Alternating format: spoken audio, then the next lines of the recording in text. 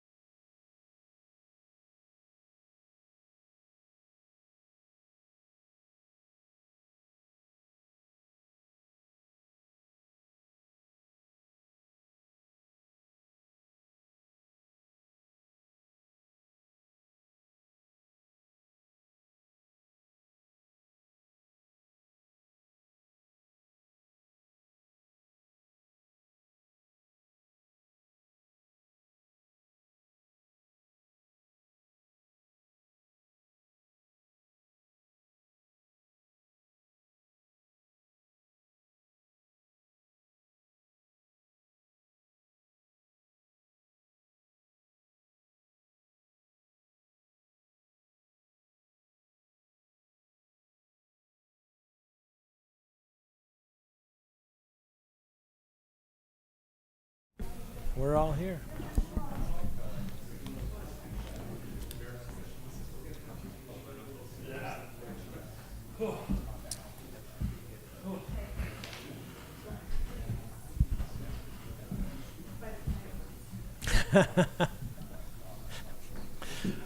All right, ladies and gentlemen, good afternoon. We welcome you to our American Fork City Council work session. This is not a council meeting. There is no action to be taken, but we want to have a further discussion on 200 South Roadway.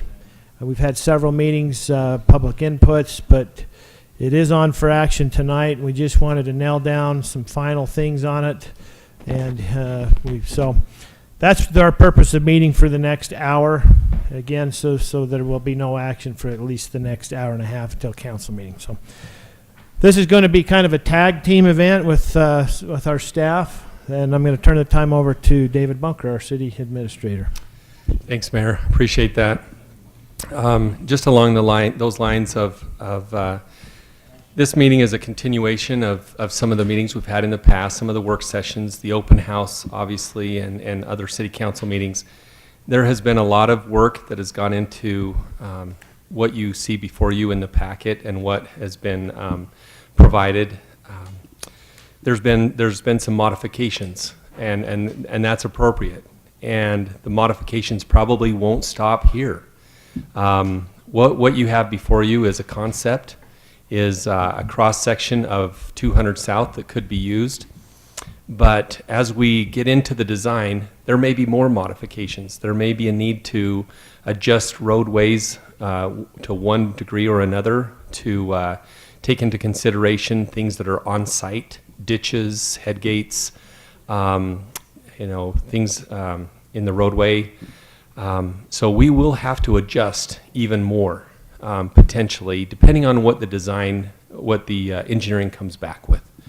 So we'll go through tonight the changes that we've made, and we'll probably just step right through the roadway cross-section from west to east and identify the widths of the road and the proposed cross-sections and probably have Scott and his team step us through that. Then we can ask questions along the way if you would like, and then take questions afterward as well. One of the key things that we're trying to accomplish with 200 South is it is a transportation corridor. It is designed to move traffic, and there will be vehicles on this road, probably to the tune of about 15,000 cars per day is the initial estimate. That number will possibly not be that many in the beginning, but 20, 30 years down the road, that number could be more. Again, that's just an initial estimate, and we will have to be flexible with that. So the design tries to take into account that, but you know, we're building this for what we consider a build-out condition. We don't anticipate taking more right-of-way to put in more lanes, and so today there may not be a need for 4 lanes as proposed through the core section. But it's very difficult in 20 years to come back and take out businesses on one side of the road or the other in order to accommodate a widening. And so what we have in front of us would be that proposed build out. There are some constraints with this road. We have the railroad tracks on the east end of 200 South and actually the underpass underneath I-15 and a very difficult intersection to design as well with the frontage road there. So that is a constraint. We have existing homes, you know, we have the front runner station that's there. And then on the west end, we also have an intersection there that ties onto Mill Pond Road there and goes into a subdivision outside of our city limits. And so we do have constraints and we're trying to work within those bounds. And there's many good ideas, and we've heard many good ideas from our residents and people who live in the area and people who don't live in the area. We've had comments from a lot of different people. We've tried to coordinate as much as we can. It's a very high level process at this point. We haven't got into the detailed engineering yet. We have coordinated with UTA as much as possible, very high level. Same with UDOT. And so we've had those initial discussions. We will have many more discussions as we get into the actual design. And again, there could be some modifications that come out of those discussions. But for now, what I'd like to do is have Scott just lead us through what the roadway profile has been redrafted. It's a little different than what we presented at the last meeting. And then our public can see those changes, and then possibly at the end of our discussion, we could have the public also give some comment if the mayor would like to do that. So, Mr. Mayor, members of the council, good to see you again and to be with you again to discuss this very important project. I've appreciated the conversations that we've had, and after our last visit with you, we went back and took that feedback, took a lot of the comments that we'd received both from you and from the public to see how things would work. And so you will see some of the changes that we discussed, and we also wanted to do what we could to make sure that we showed it in a way that was clear, that it was made sure that it would be easily understandable. So David, I think we weren't going to get into this as much unless you wanted me to again. Did you want to jump right into the road sections right there? So thank you, Vendolin. Question. Is this what you're going to show us? Exactly what was put in our boxes? I'm going to say Thursday night at midnight. Yes. Okay. I just want to make sure. Thank you. Yes. This is it. So we're stepping you through the exact thing that was in your boxes that's in the packet then. Okay, so this is starting at the west end. One of the comments that we discussed at length was the possibility of including a roundabout at the west end instead of that curved road that we had put in. So this is, again, a general concept, a very preliminary, just to show a general layout of how that would work, where it would be, and to kind of get the idea and basically to communicate to you the size and location of what it would be.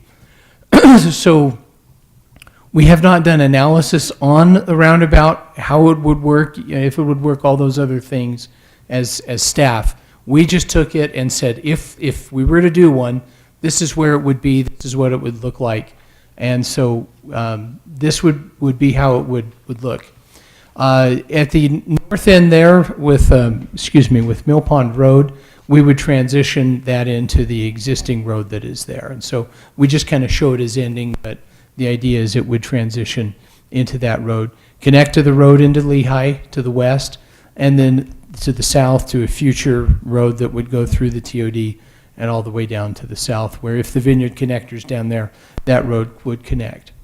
As you move further east then, this is, I was still on that. Further east on this page, you can see that we have left parallel parking as well as a striped center lane that could be used to turn left in and out of the adjacent properties here, whether they're developed or whether they stay existing as they are today. That lane would be able to service that. So depending on where entrances are along that stretch, there would obviously be then no parallel parking. So this sketch shows parallel parking the entire length, but just to make it clear, wherever there are driveways or entrances, that parallel parking would then disappear. A turn lane going into where we know we would have a road, and that is the 1300 West. That is one of the roads that is shown on the master plan, and is a road that really goes a lot to the south through the TOD, but then also as well into the north. Go ahead, David. And I'm just going to chime in. The exact location, this just represents, on the north side at least, potentially where a road could go. We understand there is a home. If you look at the image, you can see where a home would be right underneath this road. So obviously that is something that we would take into consideration in the design. So whether that road shifts or whether it's not there for now, we would have to get into that. But there is a lane that goes to the south there that would be a potential location for a road to the south. As Scott mentioned, that would be on the master plan. The other thing to add on this section as well is just to note that the bike path is on the north side of this road. Yeah, 12 feet. Thank you, David. So as you continue further east, it's the same plan for the bike path, at this point then, we would transition and have the bike path in the middle. And so really at this intersection, wherever it may be, would be where the core section would start. And so as it goes further east, then you can see the bike path in the middle, and that's where the angled parking then begins. In here we've got it shown on the south. That's probably what it would be. Parallel parking on the edges. There's your two drive lanes. And then per our discussion the other night, it would again have the sidewalks on the side with the setbacks that we discussed. So let's go ahead and I guess scroll down to the next one then. And then we need to kind of pan over to the there we go. Maybe that kind of can show it. Terrific. Okay. So again, now we're really starting to get into the core district, the core section of the road. And you can see the transition between the TOD core. We have shown, for example, a mid-block crossing just to show what one would look like. And I think one of the important things to note about those mid-block crossings is those are really designed to, again, slow traffic down and make it pedestrian friendly so that essentially the total width that you have to go across from one edge to the middle is 22 feet, two 11-foot drive lanes. And that's a choke point, if you will, to slow people down, get the people across, and then you're in the middle, and then you do it again another 22 feet as you go to the north side. So as you continue on, David, I'm sorry, did you look like you had something to add there?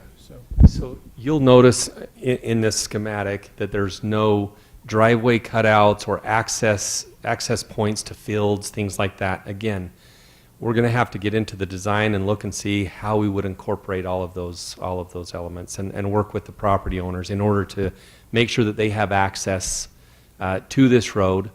And there's a lot of farm equipment that currently goes down that road and will continue to go down the road even after it gets constructed at some level. And some of that farm equipment will take both lanes. It will literally take both lanes in order to go down the road. So for a short duration, there will be one vehicle, albeit it'll be green and probably John Deere or something like that. And it will take up the whole roadway as it goes down the road. But that's another benefit of having two lanes in one direction, is that as that vehicle goes down the roadway, they can take both lanes, and everybody will just have to wait until they get through that area. So as we continue to move further east, we see the next intersection, again, location is yet to be finalized, but that is to a road that is, again, in our transportation master plan. And we show a crossing of how the trail bike path crosses in the middle. With the turn lanes, as you see, the angle parking disappears, and the turn lanes are able to go there for the left turns and for the right turns. Really, this whole section of intersection, angled parking, mid-block crossing, etc., continues all the way through the core until you get a little further east. You can see it hits the end on the right and then down to the bottom graphic. And you can see it still continues. That's 900 West. On the bottom graphic, it's at the very left side. That's the road that then is really being looked at and planned by a couple of major developments to the south as to having that built fairly soon. But you still continue the same section, moving further east until we hit 700 East, and then that's where we're now in the Garden District, and now we've made a change where it goes from the east neighborhood, or excuse me, from the Garden District and the core into the east neighborhood. Just to refresh your memory, this 700 East that's on the very far right of that bottom graphic then is the road that goes to the Vineyard Connector on the south and becomes the flyover on the north end. That's 700 west. What did I say? I'm sorry. East-west. You're more like me on My apologies. 700 West. Yeah, sorry about that. Boy. Let's go ahead and scroll to the next here as well. So, and we can zoom in further if you want, if maybe just a little bit, and then we'll pan to the very, there we go. Okay, thank you, Bendolin.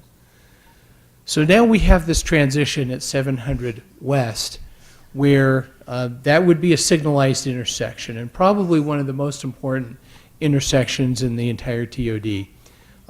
Probably take a lot of traffic, certainly, as that 700 West will take a lot of traffic. At this point, then, we begin to narrow down there, as a lot of the traffic will peel off to go north or to go south when, again, things are fully built out. So we do show some parallel parking. The trail then transitions in that intersection to being on the north side.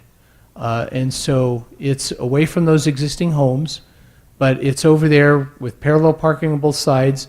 And you can see then we have a striped center median there that still allows for left turn traffic in at both that intersection at 650 West and then into the individual driveways to give those people that are there along that stretch the ability to still go in. Then as we continue further east, we move into, again, a potential roundabout, all of which needs to be analyzed when we really get starting into the design to make sure that that works, it's the right size, the right location, that it functions properly. Trail continuing on around on the north side.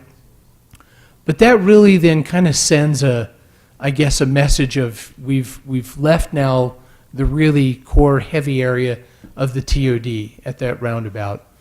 Continuing further east, now we start to narrow even a little bit more as we start to approach the train tracks. Still an intersection at 500 West, and then we get to the train tracks where we're constrained by some of the existing conditions out there. At 500 West, that trail would transition to be in the south, to be basically as part of the trail and that crossing that is already there. And really, as we continue further east, kind of we're almost finished as our little walk through here. Now we hit the final roundabout. This is a roundabout that I think we feel a little more strongly about, that this intersection really makes sense to have a roundabout. Still need to get into the design characteristics and really look closely at it, but as you can see, the trail keeps on the south side, heads down the frontage road and is part of the trail system, but then also there is the ability to still continue under the freeway. But that's about the size that we look at that roundabout doing, and that's a really good intersection to have a roundabout at with the odd angles that come into it. So that was a very quick little walkthrough, showing you kind of what we're looking, what we're thinking based on, again, some of the feedback. We can, yeah, let's do that. I wanted to give kind of an overall picture, and then we can zoom in a little bit. David, did you have anything you wanted to add to, or Did you want to talk about the tracks, the trail crossing on the south versus north? yeah, I kind of did, I guess, but if there's, I don't know if there's other questions that you may have on that, and if not, we can kind of zoom in on some of these Just to these materials verify that on we gave you Scott, real earlier. quick, we haven't contacted UTA or Union Pacific about possibly locating that to the north, right? So we have not yet, and really that's a good question for a lot of the timing. I think what we're looking for is, before we've really involved a lot of the outside agencies, we want to visit with you and get your approval to proceed really with this firm design. Then early on, after we've kind of gotten your guidance on if this is the right, if we're going down the right path, to involve those agencies. UTA is a player, UDOT is a player, others as well, to make sure that we involve them as part of this process. And that may be where there are some tweaks, as David has said, that we may need to make as we get further along. So moving that trail to the north would be a tweak that we would look at later down the road It could versus be. firming it up. I just want to make sure that's something we are going to look at. So Yeah. I'm asking, is there a commitment that yes, we are going to approach them and look at moving that to the north? 'Cause I think that's a significant safety issue. When you're looking at pedestrian and bicycle use, you're trying to limit the amount of conflict points on a route, right? And this trail, by going from the south to the north, adds more conflict points. So if we can get it to all just be on the north side, that would limit the conflict that we have. So we can definitely contact Union Pacific and UTA. You can see in this image right here how the track starts to split on that north side. And that may or may not be an issue. I don't know. We haven't talked to Union Pacific or to UTA about that. Obviously, on the south side, you can see how this walk turns into a wider walk, or a trail potentially, and it goes all the way down to where you can cross the tracks at a 90-degree angle. And then it puts us right to the shoulder of 200 South again, and then the trail takes off to the east. If we were to do it on the north side again, and it may work, but we would probably have to start on the north side of 200 South at a point where we could cross the tracks at a 90-degree angle again.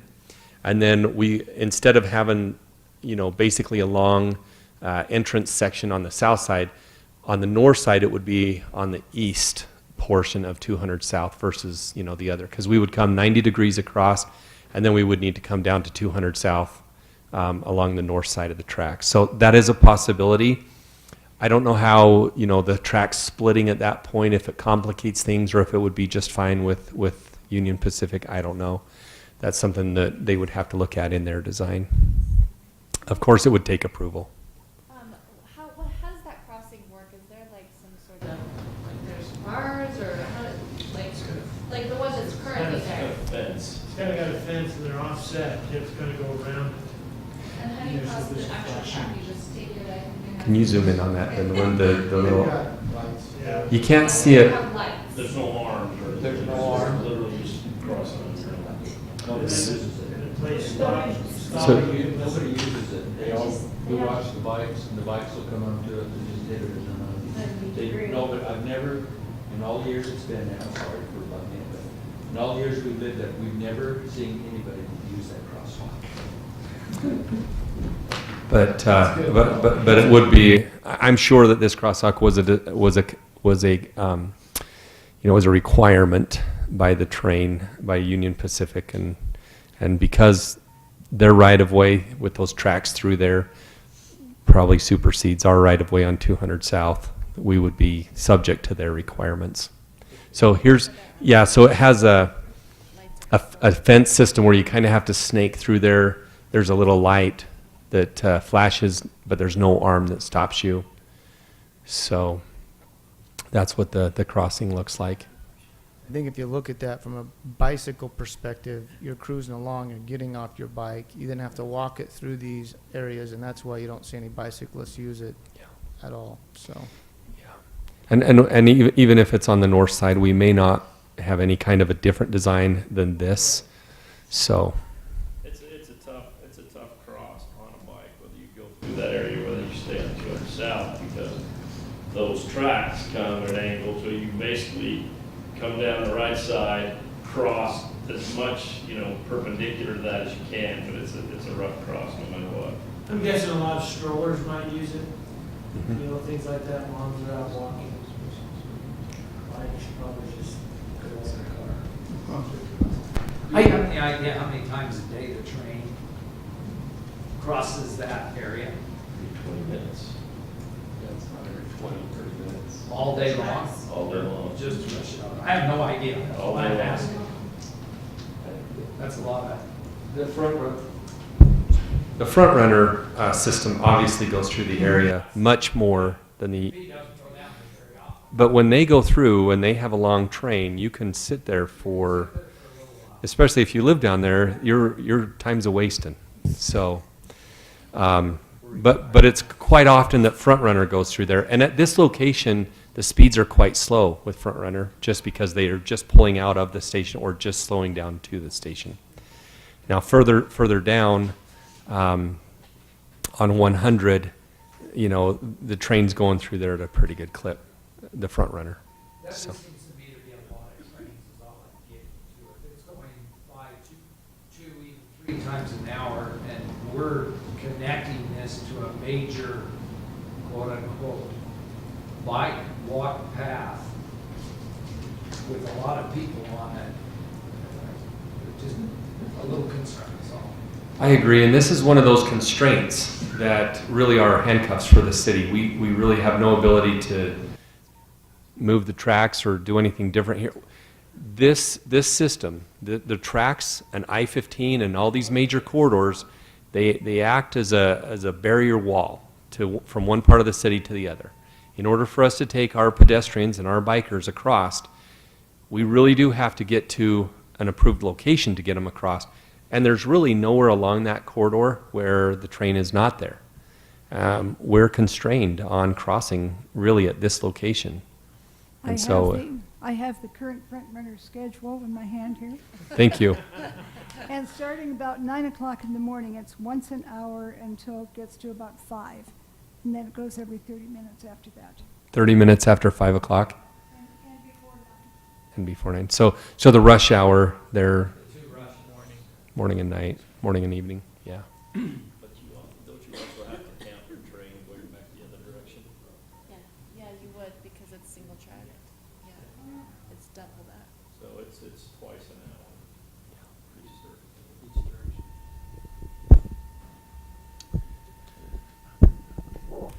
I guess the only thing maybe I would add to that part of the discussion is that, I know in this forum, we've kind of joked about the spandex folks, and they probably won't use this crossing. I know have seen people use this crossing just in the short time I've lived here as well, but it's mostly what I've seen is a couple of walkers.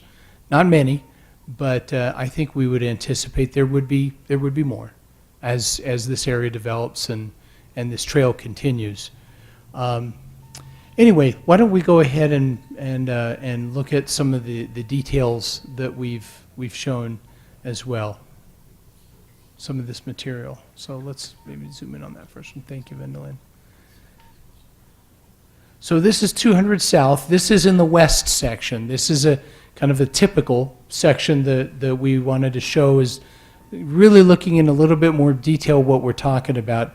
And you can see, let me just actually maybe start from the center and go to one edge, because I'll go to the north edge. The south is very similar. So a two-way turn lane in the middle, then you've got the drive lane, a drive lane, and we're showing then the parallel parking.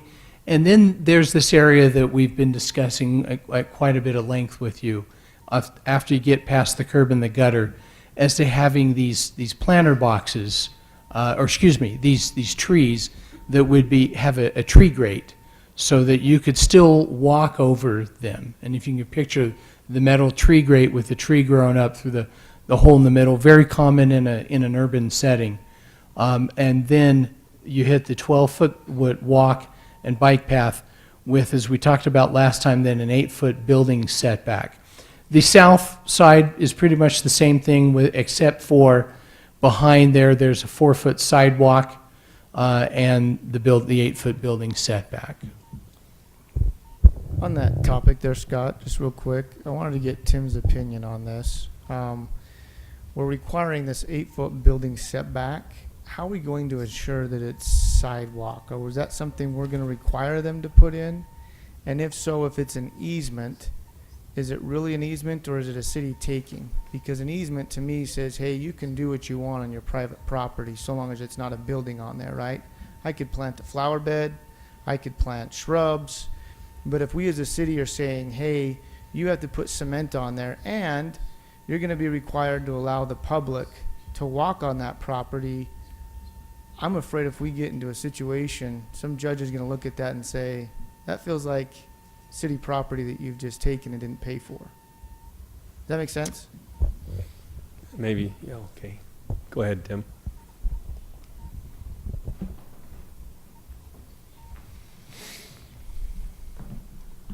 Well, I think I can argue it's definitely not a taking, because to be a taking, it has to remove any viable economic benefit of that land. But it could be viewed maybe as an exaction. But we have many exactions, but to a lesser extent, we use some sort of design criterion with landscaping requirements or something like that. So we already require in our setback sidewalks, curb and gutter, park strips, landscaping detail fences. Well, I view the sidewalk in line with that type of thing. So I don't have any legal concerns, although this is all conceptual at this point. But I think that we could easily construct a text ordinance that would allow that 8-foot sidewalk to go in, and it would just be a requirement of development. So the one example is that we already require that a sidewalk to be put in, right? But that sidewalk is owned by American Fork City. It has to be maintained by American Fork City. When you talk about economic benefit, you know, if I'm a CPA firm that locates in there and I've got 200 people that walk past my building a day and I've got 50 clients, I could say that you took away my economic benefit. It's not going to all be retail and storefronts. You know what I mean? Mm-hmm. So I think that we have to be very, very careful. I don't know that this has ever been done in our city before. So I just want to be very cautious and make sure we got a strong legal footing. I appreciate that. It's something we'll need to look at and draft an ordinance that will pass muster. Could this be incorporated in the TOD code? Yes. That 8 feet It needs to be. with a wide range of options. Maybe somebody does want to put a sidewalk right up to it. Maybe that's what they want to maintain. Maybe somebody want to put a little planter box out in front of theirs. Could it add to the character of it? I'm kind of gearing more on just the 102 foot, you know, just the road cross section. Can the 8 feet be addressed in the TOD code? I think it should be, and I think that it would be nice to have some aesthetic alternatives, so it's not just. Yeah. Thank you. Yeah. Okay, so I'm thinking, trying to think ahead of that, but what aesthetic alternative could we possibly have there besides stamped concrete, dyed concrete? I mean, what could we have there? I guess we could have flower beds or perhaps pavers, that are gonna go. But that's basically. What business is gonna wanna do that? Doesn't matter, I think, but And again, this is not a legal issue, but I shop at the outlets at Traverse Mountain a lot. Have you seen under the covered portion, when you walk along the pavers and cement, they have plantings in the middle of the sidewalk? So any of you that have been up to the outlets, you kind of have seen something like that. But that's could- all but you on could- private property though, right? Yes. So that's a private property decision. That's not a public entity forcing that upon a private entity. That, I guess I don't view it as a forcing it upon. It's kind of like if you have a front yard, you have the option of kind of what to put in there, but we require you to maintain certain minimum standards. You can't put weeds in. well, I think, I'll drive around the city, I'll show you a few weeds that exist in some front lawns, but needless to say, I just worry because right now we have this broad scope. We're going to a very, very narrow scope, and that's what worries me. Broad scope, I still have lots of options. If we go to a 4-foot sidewalk, and we say that's going to accommodate, I wonder how that's going to work in our ability to still say this is walkable community with a 4-foot sidewalk. So, don't know. Yeah, and the intention isn't that 4 feet is the end of it, that somewhere in that 8 feet, maybe it's not the full 8 feet that's concrete, maybe part of that 8 feet is concrete as well, and so that ends up, or maybe it's a couple feet, maybe it's 2 feet, but that's something that we can look at in the code and say, all right, what does that ultimate sidewalk section need to be? If it's For me, 6 feet, if it's 8 feet, or potentially that could be 12 feet if the whole thing was concrete, but just to give options. I'd just rather be straightforward as a city. If we want that to be a sidewalk, let's just say what it is and not hide it behind. If we're saying, hey, we're doing this just to get to 102 feet because we feel good with 102 feet cross-section, I'd rather call it 118 feet and actually, in my view, simplify things because every site plan you have coming in is going to be different. Now, I believe the developer is going to have to be required, or they are currently, to put in up to 5 feet of concrete, right, at their cost when they develop. So when you have a sidewalk go in, our code says up to 5 feet that they have to pay for. Anything beyond that that the city requires, is my understanding, is going to come at the city's cost. So we have to reimburse the developer for putting that in if it's going to be used for a public entity. And that's what's currently in our trail ordinances now.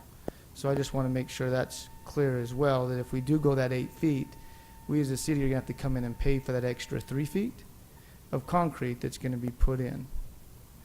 I wouldn't see it that way because it would be not their sidewalk portion. I thought it would be like their setback requirement.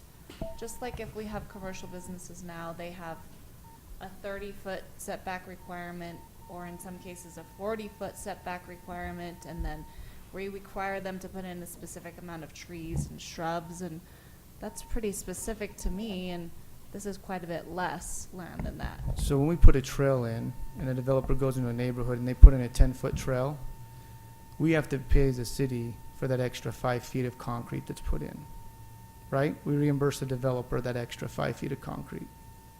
For a trail? Yes, Yeah, and so like on the north side, we have the 12-foot walk/bike path. right. There would be some contribution there So by the city, for sure. Anything over, I'm just And- asking, this is my understanding on the ordinance that we have, and if we need to change it, then let's change it. But my understanding is, you're required 5 feet, anything over and beyond that as a city requirement, the developer gets reimbursed for. If it's public property, and so like in a subdivision, yes, if there's a trail that is going to be owned and operated, maintained by the public, that's true. But this is different in that this area is going to be a setback, private property, where we're just making a few specifications and limitations on what you can and can't do in that setback. First of all, that it has to be there, and then second of all, some guidelines and some requirements on what has to be there. And that's where it's a little bit different than what you're talking about. Well, one of the benefits of having it private property is then they could do things on there. They could put signs and tables and displays and things like that that you cannot do on a public property, supposedly. That's correct. And we will have to look at the code, the TOD code, and make sure that it's it does pass muster, as was said. So that, I mean, that's an issue that we're going to have to review and look at and make sure we're comfortable with that as we go forward.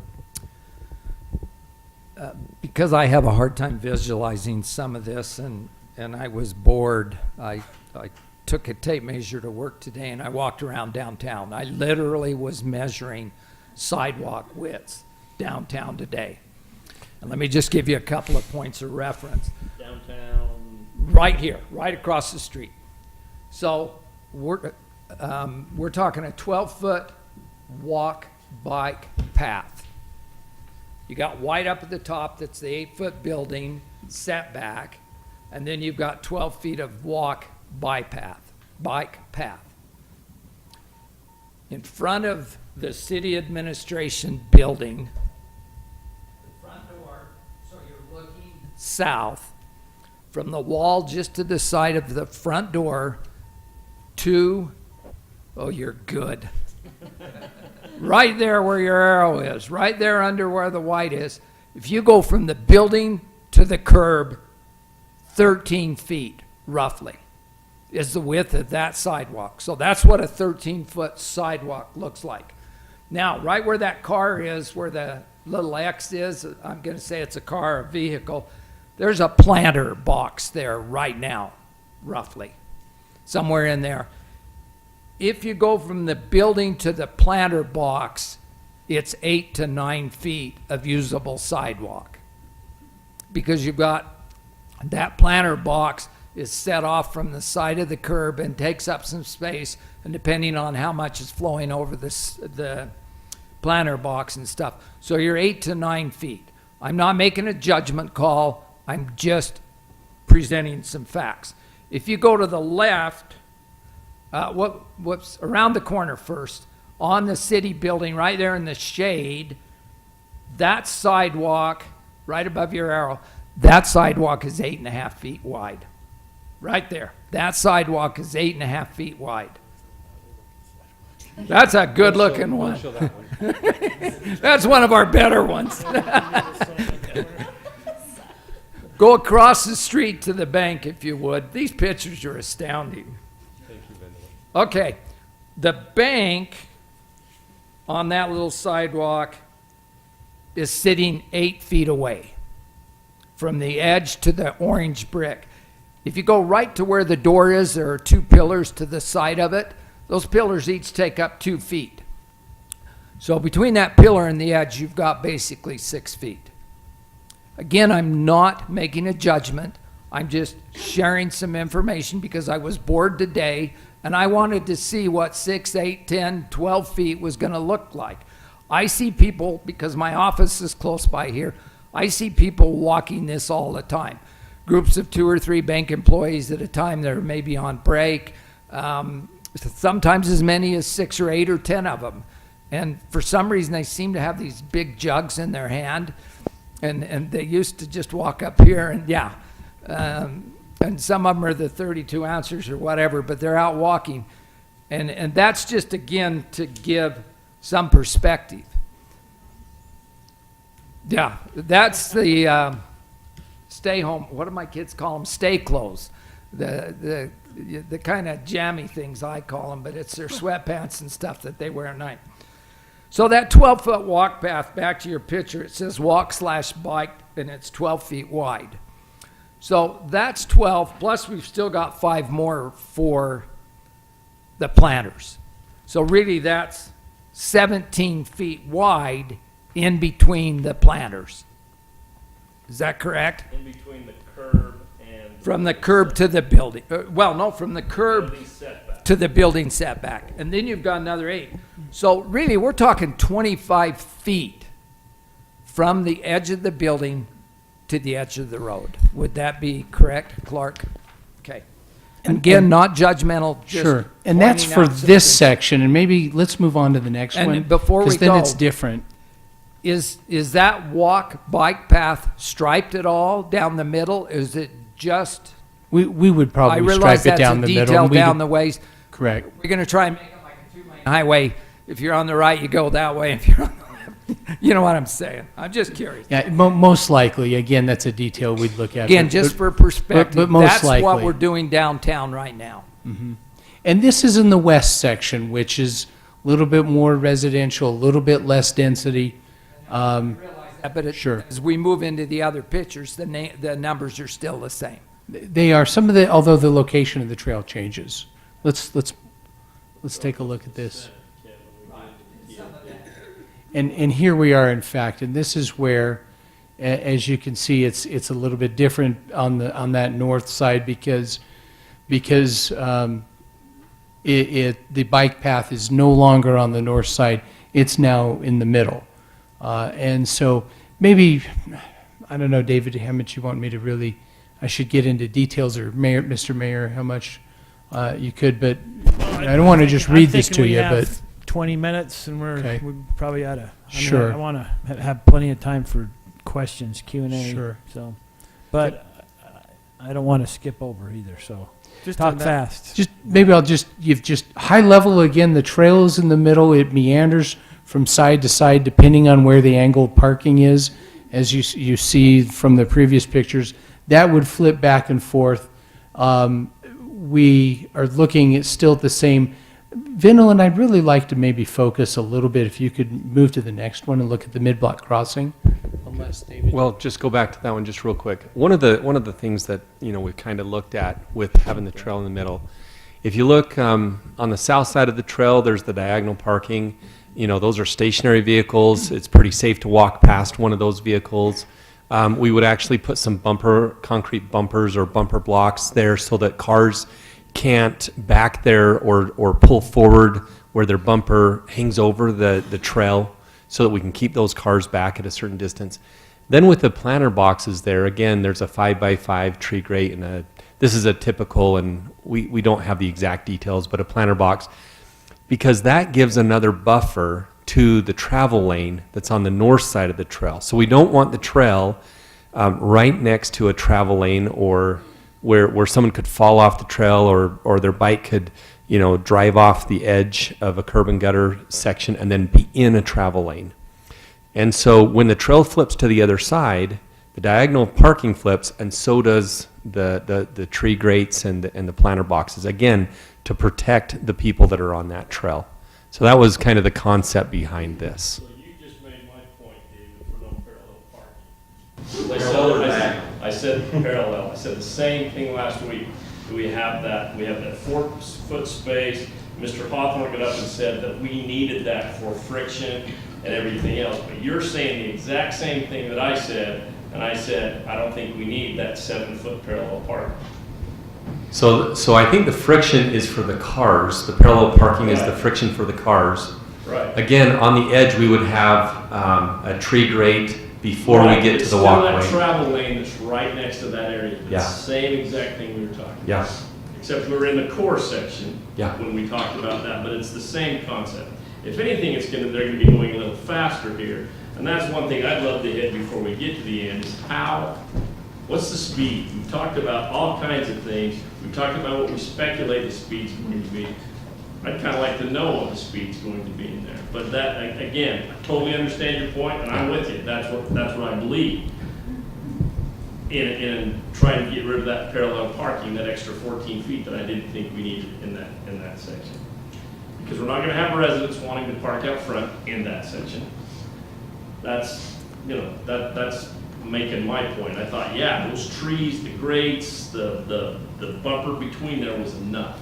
Yeah, and it very well could be. That protects the pedestrian from the travel lane. And so that's what we're trying to do in the center. It could be the same thing on the outside edge. Again, I think the parallel parking is to really slow down speeds, and to your point, we can talk about speeds. None of this would be posted any faster than 25. Through the core section where we have a lot of activity, there will be some friction points with people going into driveways or coming out of driveways. You know, this road, it's estimated about 15,000 vehicles a day would drive through there. That's just the estimate. Can 2 lanes handle more than that? Yeah, it probably could. 2 lanes through rural Utah can handle 50,000 cars a day. It's when we have those friction points and those conflict points coming onto the road, a driveway or a turn lane, or someone backing in or backing out of a parking stall. That is what really will help slow down the speeds as well. You're telling a catfish about the Mississippi mud. I'm totally with you. That's That's awesome. what I was saying, that's what I was saying last Tuesday, when Mr. Hawthorne, and certainly not, is not being ugly or anything like that, but he professed that that is why we needed that parallel. And I said, man, we have a row of trees, we have that, plus then we have the sidewalk and the setback. Yeah. So, Well, and I think to your point, like if we got rid of the parallel parking, I would assert we don't actually need an extra 4 feet in the lane to make it a travel lane. right. Because I agree, you don't want to add an extra 4 feet of buffer and make that lane 11 plus 4 feet. I wouldn't want to do that, but, yeah, or maybe we can extra foot. Well, you know, whatever, but less than 4, and we still have that bumper, because it's the same all the way down. It's identical. We have that tree line all the way down. So I'm with you. I think that's great. So there's two So, thoughts oh, I wanted to bring up real quick. One has to do with road widths, but if we're gonna discuss that later, I'm happy to table that and we can have that another discussion, go down that cul-de-sac. But real quick, Ben, I don't know if you can pull up that presentation and go to number 15, if that's all right. What I did is I pulled this out of our transportation manual. This is, was done back in 2012. It was a study done with MAG. We hired the Alta Group, who specializes in traffic and transportation specialties. And we adopted this as a council and said this was going to be how we're going to handle pedestrian and bikes. And this is in the appendix. It's kind of the executive summary that I thought summed it up the best. And I thought this was the best visual, because I had a hard time visioning what you guys were trying to do on that sidewalk, and this gives me a good visual of what you're trying to do. There's different zones for different things, right? So when we have the parking enhancement zone, it could be for bicycles, it could be the bench, it's the bowl outs that are going to happen at the corners, right? Or the bowl outs that's going to happen at the crosswalks that Scott wanted to get to and talk about. So if we eliminate that parallel parking, the downside is we eliminate the ability to do bowl outs on that side of things, which is supposed to be friction to slow it down. But you go to the next one, you have the edge zone. We call that a curb on there. And then you've got the furnishing zone, right? The furnishing zone is going to be everything else. It's going to be light poles. It's going to be signs, trees, planters. And then we have the pedestrian through zone. And then we got the frontage zone. And this is the interesting thing I thought about the frontage zone. They said that sidewalks become a social place for people to gather. And we always go to the right in front of a store to collect, to gather, to talk, to window shop, that type of thing. So if we go to the next one down, next slide there, Vendeline, this shows you the actual widths of the sidewalks and what they should be depending upon the size and classification of the road, which I found to be very helpful. Again, this is all data backed. You can look down at the additional references, 3 different national well-recognized organizations that specialize in pedestrian and transportation. So if we're looking at commercial areas, which is what we're looking at now, although we're classifying this as an arterial road is my understanding, correct? So I really think we should be at the bottom one, which is the arterial and collectors. So it's telling us that furnishing zone should be 2 to 6 feet, somewhere in that neighborhood. Here's the pedestrian pass-through zone that I think is important to look at, 4 to 8 feet, and then additional 2 to 5 feet for the frontage. So we're looking between 8 to 19 feet, depending upon what you have going on there. So as I looked at that, and you can read more on there and see how that goes, the American Disability Act, and how it has to say what you got to have, this helped me picture it a lot more. It also got me a little more concerned with the cross-section that we do have. And I had some thoughts about maybe changing it up a little bit. I like the idea of we talked about how they're going to put in the footings for the buildings, right? So my thought is, what if the city put in their 5 feet of concrete, and then we still had that other 5 feet that the business puts in, but we don't put that in. We let them put that in at their expense. It's still the city's sidewalk, but they put it in at their expense, and so they're able to still put their footings in with that 5 feet, and that gives us 10 feet there. And I had some other thoughts about going there, but I thought this to be very helpful as we're talking about widths and things of that nature. The other item I wanted to bring up in regards to this as well goes to what we call side paths. Gosh, Ben, let me see where that's at. It's, go to 12, if you could. So this one was sold again of the appendix that we adopted as a council, and it then again gives you the guidance and the width of what we should be doing for our trail system. And as you take a look at it, the thing I think that's important to point out here is the third paragraph under the description. It says, AASHTO guide for developing bicycle facilities generally recommends against development of side paths for bicycle facilities. And the reason for that, and you can go through and read more about it, the bicycles and the pedestrians and the joggers don't work well together. And it depends on the type of bicycles. And they go through and we classified in this document 4 different types of bicyclists. I think we need to go back through and rename them, and I'm happy to do that on a city council meeting to put spandex in there so we all know what that means. But they call that the experienced rider. But as you look down there under the guidance, it says on the third paragraph, 12 feet is recommended for heavy use situations with high concentrations of multiple users such as joggers, bicyclists, rollerbladers, and pedestrians. A separate track can be used for pedestrian use.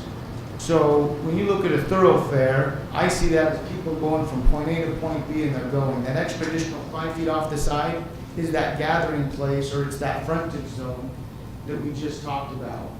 The next paragraph says bike lanes should be provided as an alternative in more transportation-oriented facilities whenever possible. That's one thing I think this whole plan is missing, is a bike lane.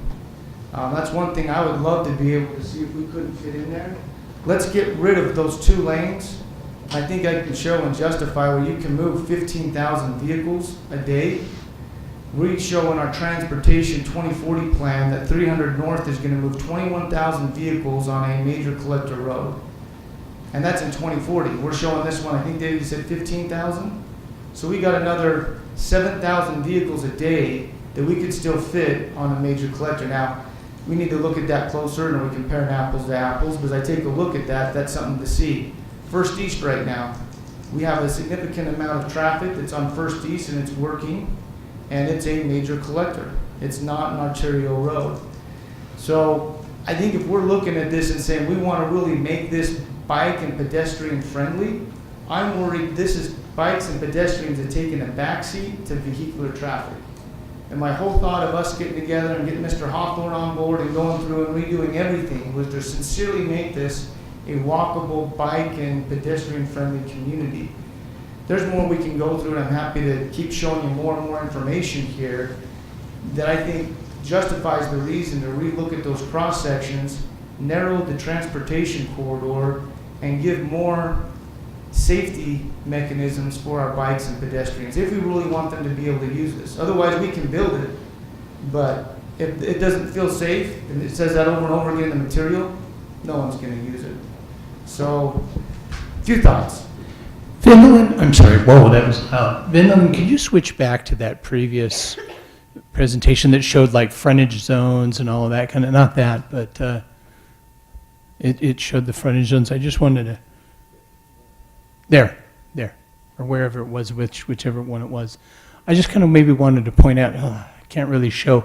This is very similar to, in concept, in the spirit of what we've shown you, the big difference, and you can see that parking lane enhancement zone, that's where essentially the parking is. I think the only really significant difference between this and what we've shown you is that instead of that bike lane being there, that bike lane's in the middle of the road.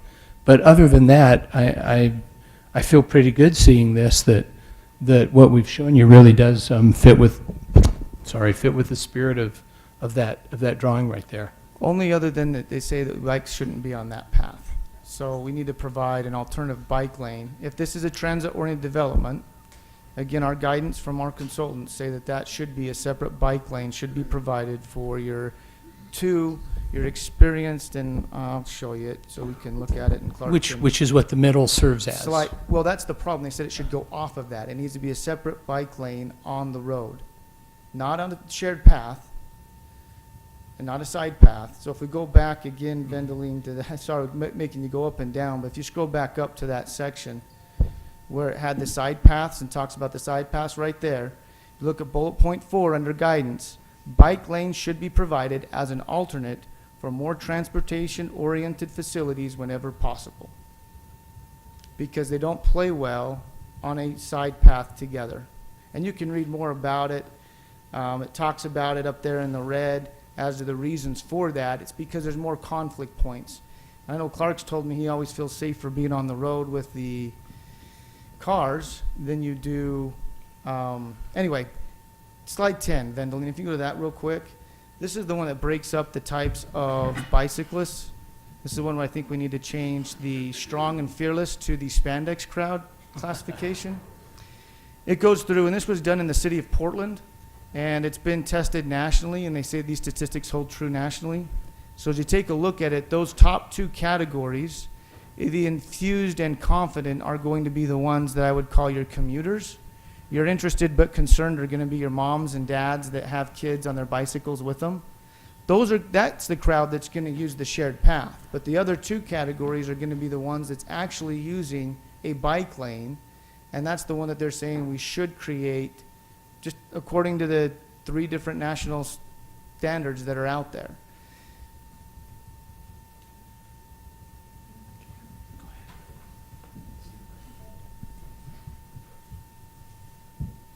So if I could, I'd love to take a look at it. I'm going to jump ahead, and I had a lot more to say, but I'd love to provide an alternate. I know time's kind of far gone, but then, sorry. You got multiple people. I just wanted to go to the very last slide. This is an ugly, ugly picture. This was done at midnight last night with Rob trying to figure out how to do something in PowerPoint that's nothing near as beautiful as Mr. Hawthorne's stuff. So I hope this doesn't give you too much of a headache. But here's the thought that I had of a cross-section that I think is worthy of discussion to take a look at, that takes into consideration all these guidelines that we as a city have adopted to say we're going to have them make bicycle and pedestrian-friendly facilities. The beige at the very bottom, we don't install that. That's what we're going to require of the developer, but it's public.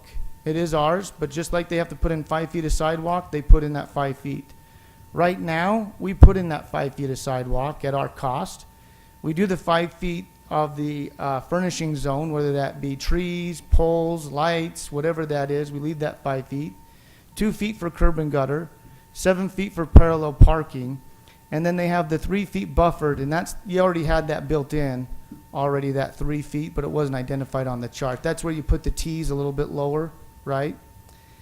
Then you have the 5-foot bike lane, 12-foot travel lane, a 12-foot turn lane that then could also turn into the landing zones as we go through the core section. 12-foot travel lane, 5-foot bike lane, and you can read on. And then at the very top, we'd move the trail to be completely on the north throughout the whole project. It eliminates 5 conflict points by moving it to the north. I'm not sure why we're forcing people to stop and go on a crosswalk on a 1.5 mile stretch. That doesn't look like it's user-friendly if I'm going south, north, middle, north. That doesn't add congruency to someone that's traveling through there at all. So by adding it to the north, you're adding that congruency that it's staying completely on the north the whole time, and you eliminate 4 to 5 conflict points of crossings that makes it safer. But that's something that I looked at, open to discussion on it, but as I read all that material, I felt like this is going to be a lot more safe. So all of this hinges on, at least this plan right here hinges on it being 1 lane each direction, because you obviously have to make it walkable. You have to put in other things to make it walkable if it's 2 lanes in each direction. And I am not convinced that 1 lane in each direction is the right way to go. If we already know the capacity of the road needs to be 2 lanes and we intentionally in the beginning underbuild it, it doesn't seem like the right course of action. And even if we don't need to build out the entire road right now, if we have a plan to have it that size and are able to get the right of way, that seems like the best course for me. Well, I appreciate that. I took a look at this, and I'm the type of guy that likes to have contingency plans, because man plans and God laughs, right? We're sitting here trying to guess the future, and no one really knows what's going to happen. So let's say this falls flat on its face and it fails. You can easily convert this into a 2-lane on the existing asphalt that exists already without having to go and acquire extra right-of-way. By the way, this cross-section is 105 feet total versus the other 120, but if we actually take into account the 8 feet that we're requiring on each side, it's 136. The other thing that you take a look at, if you go to slide 6 there, Vendeline, if we take a look at our transportation plan that we just barely adopted in the spring, it classifies roads. And if we take a look at it, a major collector, which is what I'm recommending, is a 3-lane road. And if you look at the definition down there, it provides less highly developed level of service at lower speeds for shorter distances by collecting traffic from local loads and connecting with arterials. The arterial definition, this is what scares me, putting an arterial road through the middle of something we're calling walkable. Provides the highest level of service at the greatest speed for the longest uninterrupted distance with some degree of access control. If we scroll down to the next slide. So with that definition, just real quick, we wouldn't be doing an arterial by that definition, because we're not trying to get the greatest speed, and we're not trying to limit access from the driveways and all the businesses that have frontage on there. And in addition, if we put the trail on one side or the other, just on one side, then you're creating extra conflict points with all the driveways. If the trail's in the center, you miss all of those conflict points. So we will eliminate some, but we'll add some. Well, I don't know if that's the case, because where you would have all the driveways and your crossing isn't going to be through the core section. Sure, it will, yeah, Well, we will I'm have, sorry. yeah. Well, here's my thought, and this goes to our access management plan that Hell's Engineering put together for us as well. We have all these consultants and all these plans, and I'm reading through it, I'm going, man, all this has already been adopted and exists as to what we're going to do. We limit the access through there. You don't want to drive traffic through your main, so that's why I'm saying, we're putting pedestrians and bikes on the back burner with this plan. We don't- Actually, what we're doing is we're giving them a priority, and it's in the center of the road. They are the priority, But that and that's goes- where we put them. But what engineering standard did we use to say that's the safest? Because everything I've read says that's not the safest move to make. So I'm just asking, what studies, what engineering standards? You know have we what, used for that? Councilman Shelton, can I ask this? 'Cause I'm a little bewildered by this, in the fact that we've started this process for months. We've had public hearings, we've had various work sessions. We come to an action item, and you come up with your own drawing on the 11th hour. I don't understand that. Right, and it wasn't intentional. That was my purpose of trying to call you earlier, but we didn't get a chance It to absolutely connect. was intentional. I mean, we could have No. talked about it, but these things had been adopted. Sure, There's been so, plenty of time to discuss this. so And, what I that, wa- and now, and you've come up with your own cross-section of this plan. so, Over and above our engineers, our consultant, yes, we have good data.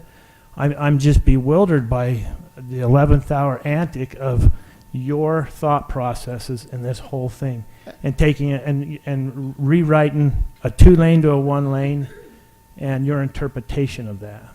so if I could address that, I called and talked with most of the council members and explained the situation. When I was in Milwaukee, and that's why I missed the last work session, I stayed in a walkable community. And I went out, I started walking around. And I started snapping pictures. And I saw how it looked and felt and what they did that was very successful down there in Milwaukee. And it got my brain going, gosh, there's things that they're doing that we're saying we shouldn't do in American Fork. So late at night, I pull up the Milwaukee Transportation Plan. I read it from cover to cover. In there, it talks about joint studies they did with Portland. That's interesting. Portland's doing kind of the similar thing. So I go and I read Portland's transportation plan. I then get back and I read our transportation plan and find the stuff that's in there. And that's why I did it. It wasn't because I just didn't have the knowledge that any of this even existed. I forgot completely about this. Studies and these plans that we have, it wasn't until I went searching them out and digging for it that I found it. And that's when I said, gosh, maybe we could do something a little bit different on there. So it wasn't intentional to hold off to the 11th hour to offend anybody. Just saying, man, I got a chance to really experience something that's unique, that works really well, got to see it firsthand, and I'd love for us to be able to do something that's successful. Okay, so I just have a couple of comments on that, and one is, one, yeah, or maybe it's just me then. But one is that me and my husband are sort of these TOD geeks. We've gone and I've experienced many, and walked around them and seen them and experienced them and felt them. And that's why I've been so adamant about so many of these things, like, no, you can't sit in the middle lane of traffic with things whizzing by. You have to have a big enough space for a pedestrian, and these different variants, things that I keep harping on is that I have seen many of these things. And in my mind, we have hired engineers and planning consultants who also have that knowledge, and they have experienced these things a lot. They have studied this, and I think that that's part of why we hired them. Another thing I wanted to point out was that this is from 2016. This is just like the Patriot Village thing. And it shows it being 2 lanes in each direction. And these are people who specialize in walkable communities, and that's how they designed the road as well. Not to say that we have to do it this way. It's just that you have different people's opinions that are confirming that this is a good thing to do. Sure, and I agree with you, and I guess that's the question that I have. We've adopted policies and procedures. If we're gonna take this and say we're not gonna follow those policies and procedures, then let's not have them anymore, right? If that's the standards we don't wanna live by, and we wanna change it up, then let's go ahead and change it with what we're doing here today. But I would hope that everything we're doing should line up. That's the whole reason for doing a master plan and having these transportation plans, is to be a guiding tool as we work our way through here. I just take a look at it and I say, you know what, my biggest worry is, and as you look at it, you got 44 feet of asphalt you're trying to cross as a pedestrian. That's a lot of asphalt that you're trying to cross as a pedestrian in that area. I'm just wondering if we really want to make them the priority, is there a way to still meet it by shrinking it up? And we can go through and talk road widths. I'm happy to show you other places in the city where it has higher traffic volumes right now, and it works just fine. But wasn't here to sabotage. Tried my best to reach out beforehand and to be able to share the concerns. It was just something I'd recently experienced. And, you know, if we don't, fair enough. But I thought, gosh, it'd be bad of me if I just buried it and I found this information and didn't try to share it and say, here's some thoughts that we ought to take a look at. I appreciate you showing me this. I don't know that I had seen this before. As I look at this types of bicyclists, under the enthused and confident, this actually says that they feel comfortable riding on all types of bikeways, usually choose low traffic streets or shared use paths when available. So I do know there's 1%, according to this, that won't take a shared path. They're going to want to be in the road. But the 99% from there down are saying, hey, a shared path probably is something that they would use. So I feel like a combination sidewalk and walk path or bike path actually fits very well with what we have here. Sure, and that's just the definition, but if you go to the side paths, that's where it gets into it. So yeah, it's 1%, but that 1%'s biking every single day. Sure. That other 90%, maybe an occasional recreational user, right? So I'm looking at saying, who's the person that's using this every single day? And again, these are off of AASHTO standards. These are saying, these are what the nation, people that study this for a living, are saying are what we should do to provide a safe environment.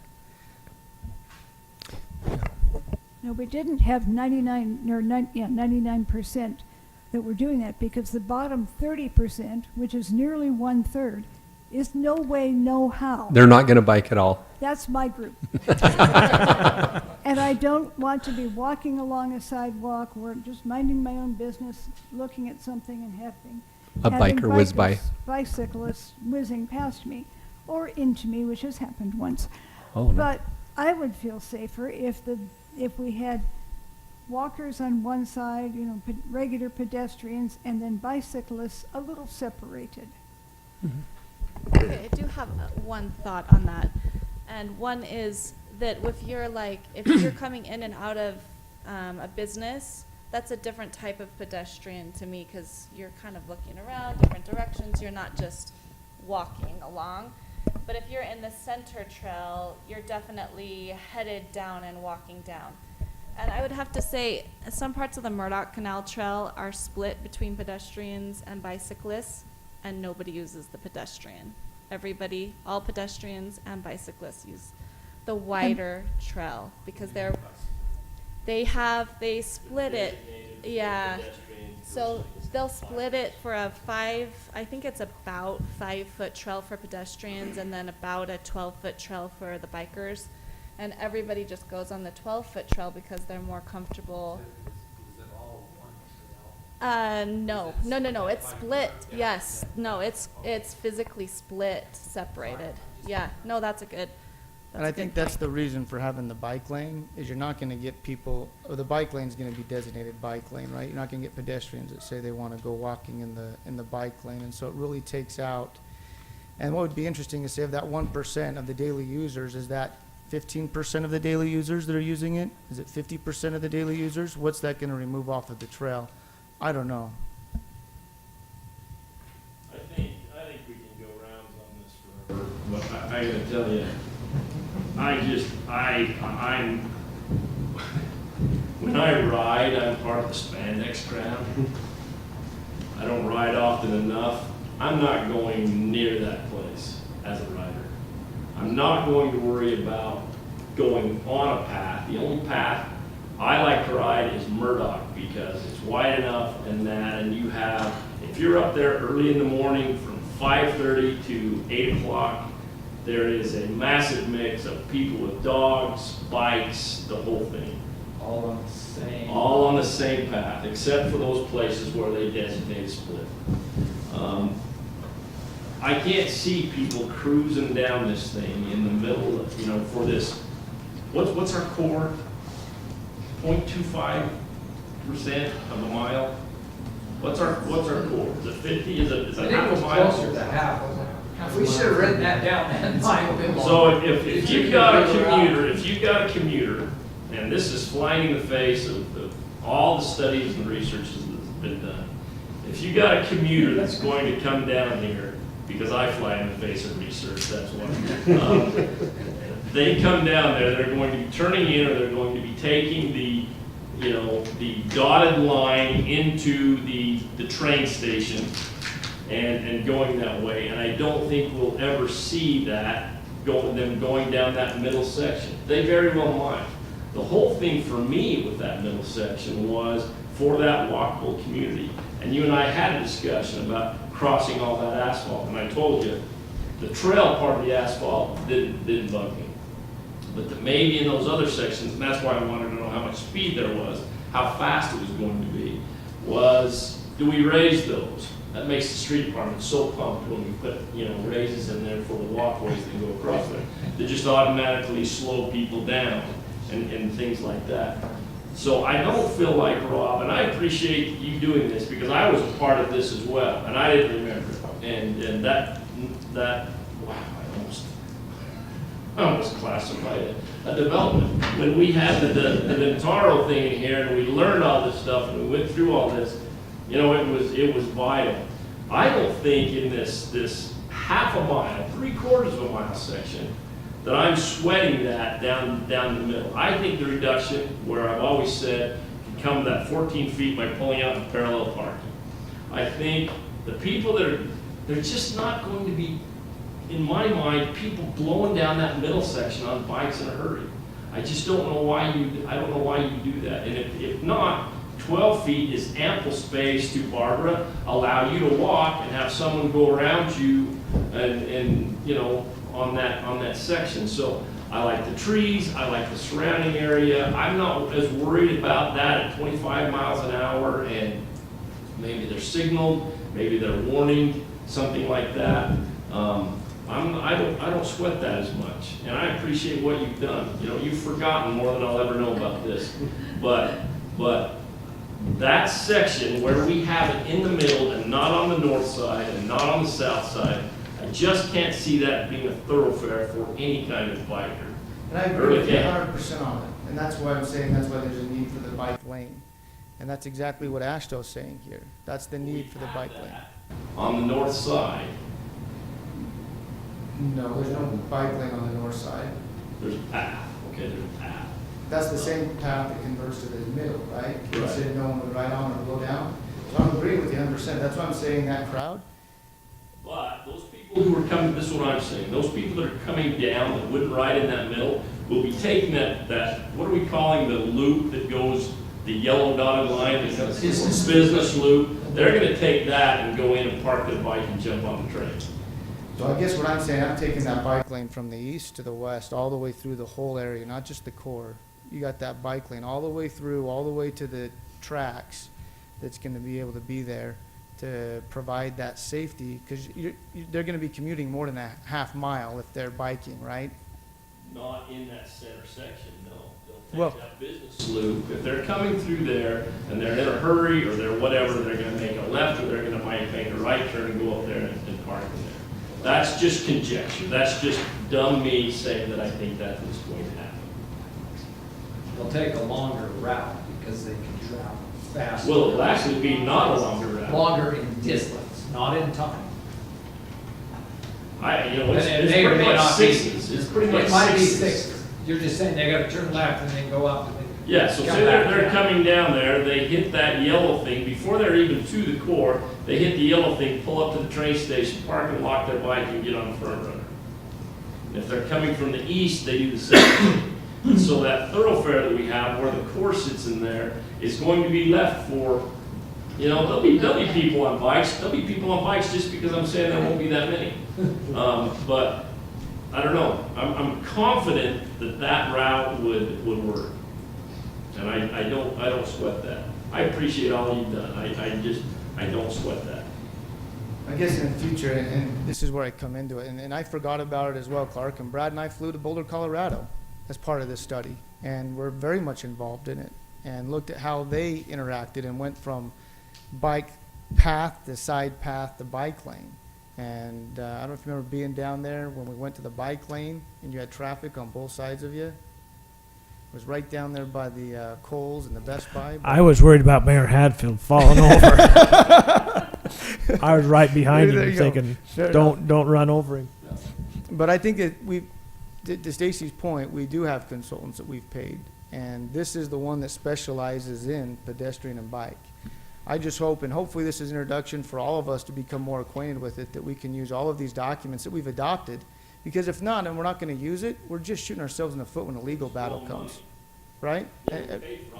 Why let it sit and let us, so if we wanna change it up, then let's actually adopt what we're going to do though, and the thing that kind of went back to this, and I was just listening to the minutes from the last meeting, and we asked for about a number of pedestrians, and how do we decide how big things are, and we just said we didn't have that data. Well, it was just buried.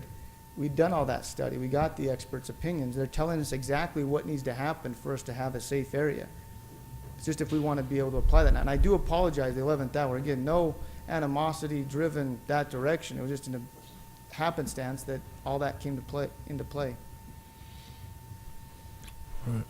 Council, I'm going to let you give me a little tip here, or head up. I mean, it is 25 after. We have a council meeting that's scheduled to start at 7:30.